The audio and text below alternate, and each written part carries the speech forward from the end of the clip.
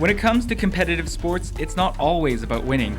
Right, Dad? From Orb. And we have author Stephen Raghubar Singh joining us. He's also a clinical sports counselor, and he's written a new book called The New Game Plan, Using Sports to Raise Happy, Healthy, and Successful Kids. And it's just a great book about how sports can lead to success, but no yelling at the kids. There's no I in team, but there's a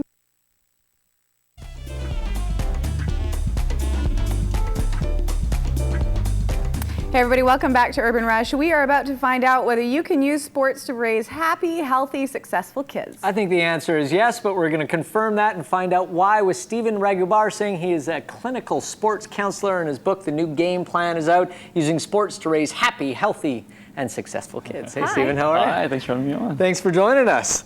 So let's start with the biggest question. Yes. Are sports good? Yes, they're good. Psychologically and physically? They are. I think just our concern, just working with athletes and teams, is that sometimes kids, parents as well, take it a little too seriously, are super competitive to the point where kids aren't having fun anymore, and there could be some psychological detriment for sure.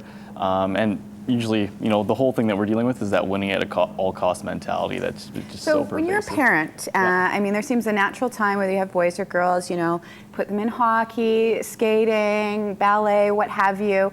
When is it the right time as a parent, or soccer and basketball, to figure out whether the kid's enjoying it? I mean, we know that some parents can get out of hand with the competitive stuff, but how about from the kid's perspective, as a parent, when should you judge whether it's the right sport for your kid to pursue? That's a great question, because a lot of times parents won't take a look at, or even just ask simply, are you enjoying it? Are they smiling when they go to the rink? Is it fun? If they're vomiting before a match or getting a little too not wanting to get up and go, then it's a pretty good indicator that they're not interested in it. But it's the stage when they're around that 11 to 15 age range where they got the skills and they're being pushed, they kind of move away from the fun, and that's really an issue for us, is when we're trying to deal with these athletes who want to please their parents, but also don't want to necessarily play that elite level and just want to take it. They want to have it for fun. You start out the book talking about something that you call the athlete's paradox. What does that mean? Well, it's that mixed message that we send our athletes, basically, or even their approach, their mindset that they carry on the field is not condoned off of it. And that's what gets a lot of the athletes, the ones that we see in the newspapers and television. They're getting in trouble. They're fighting, they're shooting, They're selling drugs, they're doing whatever. And if they're really aggressive and they get away with literally murder on the field, that's okay, they condone it. But outside of it, no one tells them any different, and they're like, what did I do? And they got that attitude about, I was able to get away with it on the field, well, how come I'm not off the field? So just kind of really what we try to do is instill the tools where they can take that success on the field and carry it off the field. And it's a subtle difference in the mindset and the mentality. Well, and the definition of success, too, is really important to this whole thing. So how do you bring up that discussion with your kids, or how, as a parent, do you define success for your children? You're right. Some of the discussions I've had with parents, that's the key question. What is success? Is it fame? Is it riches? Well, at the end of the day, that's not going to bode well for them. So for us, what they end up coming to realize is to have the skills to deal with life's challenges. And sure, you can make money doing something you love, but to be able to have that piece of it as well will make them better people at the end of the day, or when the spotlight's off of them. So. Yeah. Okay, so say you've got a kid, for example, like I could have been, who isn't necessarily good at sports. You like sports, but you try basketball, your kid tries volleyball. They're just not good at them, they're clumsy or what have you. What do you do with a kid like that? I mean, when they find that they just can't find what's good for them, and I guess that can make a kid pretty unhappy when all the other kids are doing those things and being really good at them.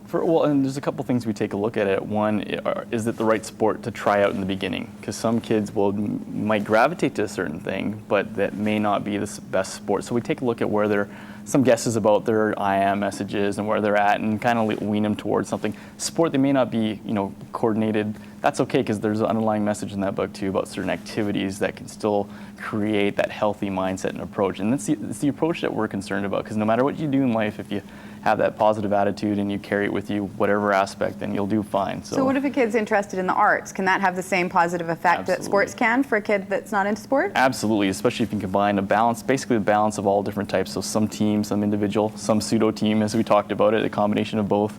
And if you have that balance, then the balance is the key. So. Yeah, well, and most people will recognize in their children whether they are an independent child or whether they're a child that really thrives in groups and things like that. And then can you cater sports on that and sort of figure out how to fit them in? Absolutely. If I notice a child that's really independent, I'd start with isolated activities, independent individual team sports, and then kind of gradually move them in towards it so they develop the social skills in a team sport and a pseudo team sport. Right. Reverse too, if a kid's really dependent, and they'll start them off in a team sport and then gradually wean them off, right? And just using really encouraging strategies. And I'm sure people heard pseudo team sport, and they're like, "What's a pseudo team sport?"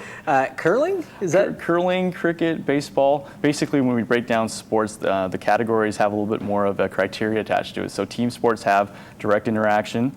It has communication and isolated play.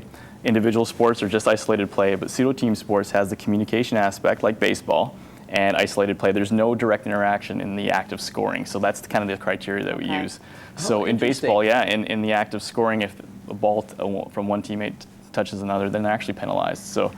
Okay, what about parents that go off the rails? I mean, we hear about soccer dads and moms and hockey moms and dads and parents that take it way too seriously and actually cause physical altercations or yelling or swearing, and it's just the kind of behavior that I guess could be really detrimental to a kid. Absolutely, and that's that win at all costs mindset attached to the parent. So how does that not come down and affect the child? And they carry that with them. Patrick Roy? Patrick Roy, excuse me. Well, this kid, he's got the Roy name on his jersey already. Yeah. The pressure that's attached to junior hockey, and then his dad's coaching him.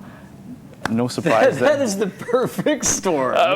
Boom, yeah. So when that happened, and I flashed back to Detroit, the game against Detroit in 1995, his last game, when I think Patrick Roy, his ego got the better of him when he actually quit the Montreal Canadiens, and then here's Jonathan Roy, years later, kind of doing a similar scenario, right? So it just kind of blows my mind that. Stephen, thank you so much. This is a Thank you. great book. If you have children involved in sports, or if there's no I in Team Fiona, or if your children are young and you want to get them into sports, read this book first. It will make for very happy, healthy, and successful children in whatever they choose to do. Thank you. Thanks again. We're going to take a break, and you met him a year ago on our program. Sean Aiken started a website called oneweekjob.com. That's right. He's had 52 jobs, and Urban Rush intern was one of them. Let's find out how he felt about that after this.